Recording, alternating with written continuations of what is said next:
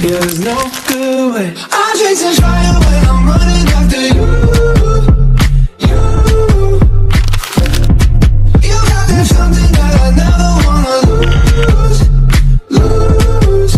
Yeah, it's like dancing when the song's already over.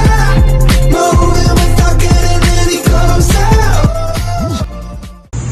Assalamualaikum warahmatullahi wabarakatuh. Selamat pagi.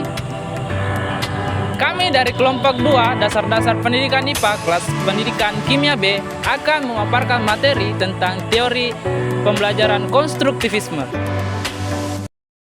Sebelum itu, perkenalkan anggota kelompok kami dengan saya sendiri, Muhammad Fanal Al-Farabi. Saya Marsha Malafardin. Saya Nur Amelia Putri. Saya Sisilia. Saya Syifa Janida Akif. Dan saya Nurvina Handayani. Teori pembelajaran konstruktivisme merupakan teori pembelajaran yang menekankan tentang bagaimana para pelajar atau peserta didik mampu membangun pengetahuan berdasarkan pengalaman pribadi mereka yang unik. Nah, dapat dikatakan bahwa pembelajaran konstruktivisme ini berpusat pada peserta didik atau para siswa. Namun, apa peran guru dalam penerapan teori pembelajaran konstruktivisme ini? Nah, guru dapat berperan sebagai mediator maupun fasilitator untuk para peserta didiknya. Dalam teori konstruktivisme, terdapat dua tokoh yang berperan dalam mengemukakan pendapat teori konstruktivisme, yaitu yang pertama adalah Jean Piaget dan yang kedua adalah Lev Vygotsky. Konstruktivis pertama, Piaget, menyoroti bahwa fokus teori adalah proses pengungkapan pengetahuan atau teori yang didasarkan pada realitas lapangan. Konstruktivisme dalam Piaget menyoroti langkah-langkah yang diambil siswa untuk mempelajari suatu konsep dan fase yang mereka lalui untuk melakukannya. Piaget berpikir bahwa anak-anak memiliki kecenderungan bawaan untuk terlibat dengan lingkungannya. Menurut Lev Vygotsky, pembelajaran dimulai ketika seorang anak mulai mencapai tahap perkembangan yang dikenal sebagai zona perkembangan proksimal, yaitu ketika seorang anak mulai berinteraksi dengan sosial. Daerah ini juga dapat dilihat sebagai anak muda yang membutuhkan bantuan dari kelompok atau orang lain karena tidak dapat menyelesaikan tugasnya sendiri.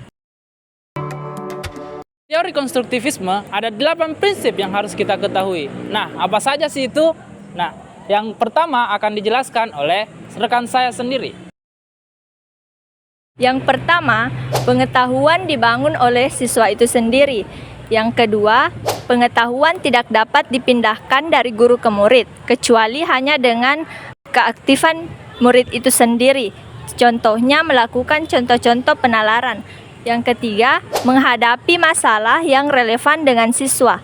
Yang keempat, murid aktif mengkonstruksi secara terus-menerus sehingga terjadi perubahan konsep ilmiah. Oke, prinsip yang keempat adalah guru hanya sekedar memberikan saran dan situasi kepada siswa agar proses konstruksi berjalan lancar. Yang keenam adalah guru menyesuaikan kurikulum agar dapat menanggapi anggapan siswa. Yang ketujuh, guru mencari dan menilai anggapan siswa. Yang kedelapan, sumber pembelajaran konsep utamanya adalah sebuah pertanyaan.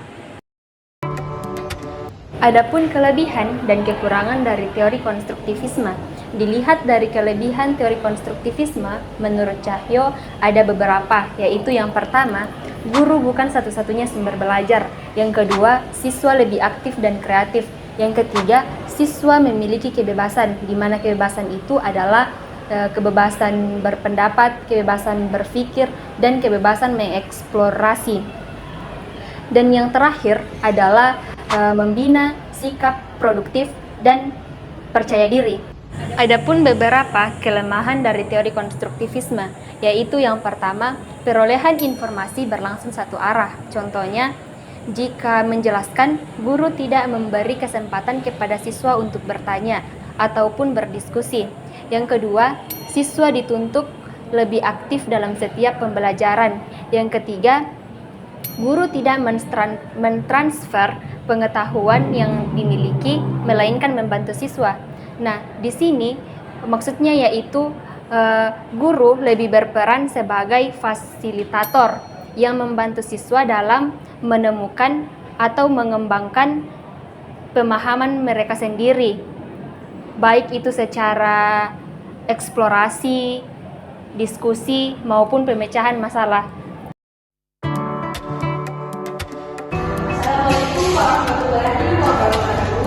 Waalaikumsalam warahmatullahi wabarakatuh. Apa kabar Anda semua? Alhamdulillah baik, Ibu.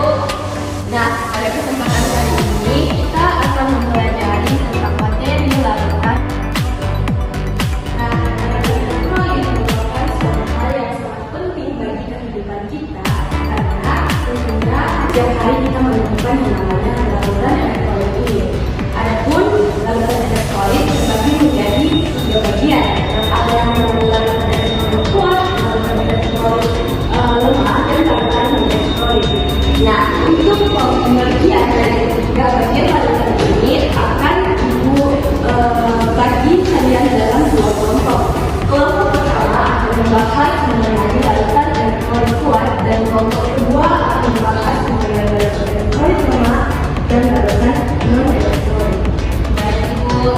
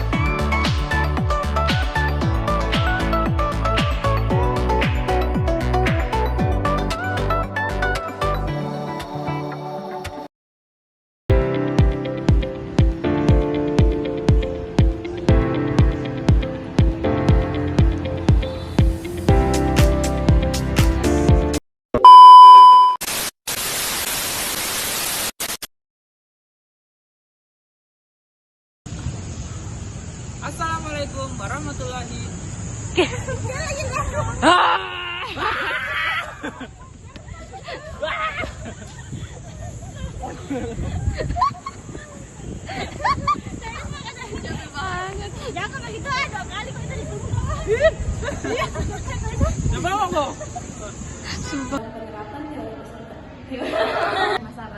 Terima kasih.